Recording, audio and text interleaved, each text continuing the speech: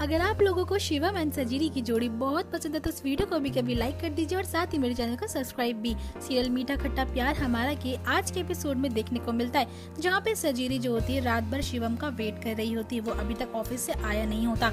अब यहाँ वो मन ही मन ये सोच रही होती है, भले सभी को ऐसा क्यों ना लगता हो कि शिवम जी मुझे पसंद नहीं करते, लेकिन मैं जानती हूँ कि वो मुझे पसंद करते, लेकिन हमारे बीच तो भरोसा ही नहीं है। मुझे इस भरोसे का अटूट बंधन बांधना ही पड़ेगा। फिर वो याद करती है किस तरीके से शिवम जो है उसे हर प्रॉब्लम से बचाता है, उसकी मदद करता है, उसका साथ निभाता है। ये बातें सोच सोच के वो उसकी फोटो पकड़ के सो जाती है। अब इतने में देखा जाता है शिवम आता है तो वो देखता है कि सजरी सोई हुई है, उसको ब्लैंकेट उड़ाता है और उसके हाथ से फोटो फ्रेम को हटाता है। देखता है कि उसकी फोटो फ्रेम में उसी की फोटो लगी, तो उसके लिए वो सोचता है कि ये लड़की मुझसे कितना प्यार करती है और मेरे अंदर अभी तक इसके लिए कोई फीलिंग्स ही नहीं आ पाई, क्योंकि मैं तभी सांची से ही प्यार करता हूँ। अब यहाँ पे शिवम के पास एक कॉल आती है ऑफिस से कि उसे सुबह 5 बजे से पहले दिल्ली पहुंचना पड़ेगा, बहुत ही अर्जेंट मीटिंग है। अब शिवम पूरी रात भर काम करता है और हर बार सजरी को भी देख रहा होता है और काम कंप्लीट करके बिना सजरी से मिले हुए वो जाने को तैयार करता है। अब यहाँ पे वो अपना टैबलेट जो होता है गलती से भूल जाता है, जिसके बाद मॉर्निंग दिखाई जाती है, जहाँ पे सजरी जो है उठने के बाद शिवम जी को ढूंढ रही होती है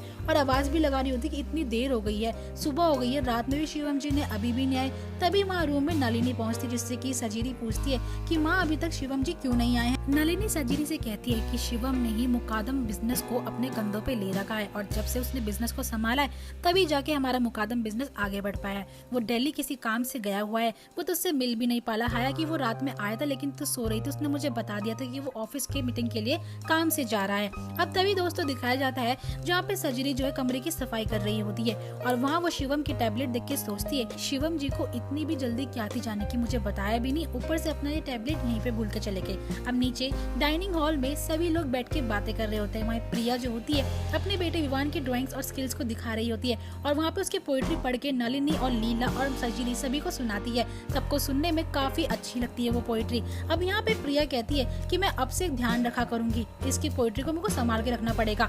तभी उस पोएट्री के अंदर पानी गिरता है तो लीला कहती है कि तुम्हें इसको टैबलेट में सेव करना चाहिए। अब यहाँ पे अजी के दिमाग में एक नई प्लानिंग चल रही होती है, जिसको एग्जीक्यूट उन्होंने पहले से ही कर दिया था। सजरी जैसे ही अपने सारे कपड़े लेके रूम के अंदर जा रही होती तभी उसे उर्मिला टोकती है और कहती कि सजरी शिवम ने मेरे लिए टैबलेट रखा होगा, तुम वो क्या लेके आ सकती हो। अब जैसे सजरी अपने रूम से वो टैबलेट लेकर आती है तभी यहाँ पे उर्मिला याद करती है किस तरीके से उसने रात में शिवम को देखा था कि वो अपने टैबलेट में जर्नल करता है, अपनी लाइफ के बारे में लिखता है और वही चैट्स को उर्मिला भी देख रही होती है। अब जैसे शिवम उससे मिलते हुए कहता है कि अजी आप कैसी हो, तो यहीं पे अजी जो होती है अपनी चालाकी से शिवम को किसी काम से भेज देती है, जिसके बाद वो उसका सारा जर्नल पढ़ लेती है कि उसने सजरी के बारे में लिखा था कि आज मेरी शादी 2 चोटी से हुई है, मैं शादी से खुश नहीं हूँ। तो उसके दिमाग में एक प्लान आता है कि वो ऐसी कोशिश करेगी कि शिवम अपना टैबलेट लेके जा ही ना पाए और ये सारे चैट्स जो होंगे वो बेचारी सजरी को पढ़ने पड़ जाएंगे। अब जैसी सजरी उसके पास टैबलेट शो कर रही होती है तो अजी बोलती है कि तुम जरा इसे ओपन करके देना मुझे। हालांकि अजी को पता होता है कि उसमें क्या क्या मैसेजेस हैं जो कि सजरी को पढ़ने बहुत जरूरी है। अब जैसी सजरी पढ़ना शुरू करती है कि शिवम उससे प्यार नहीं करता है, वो किसी और से प्यार करता है और वो इस शादी से बिल्कुल भी खुश नहीं है। इतने में उर्मिला उससे कहती कि बेटा मैंने तुम्हें इस टैबलेट के लिए बोला नहीं था, मैं तुम्हें खाने वाली गोली कह रही थी। लेकिन यहाँ पे बेचारी सजरी का दिल बहुत बुरी तरह से टूट चुका होता है और वो अपने रूम में उस टैबलेट को लेकर चली जाती है बिना कुछ बोले।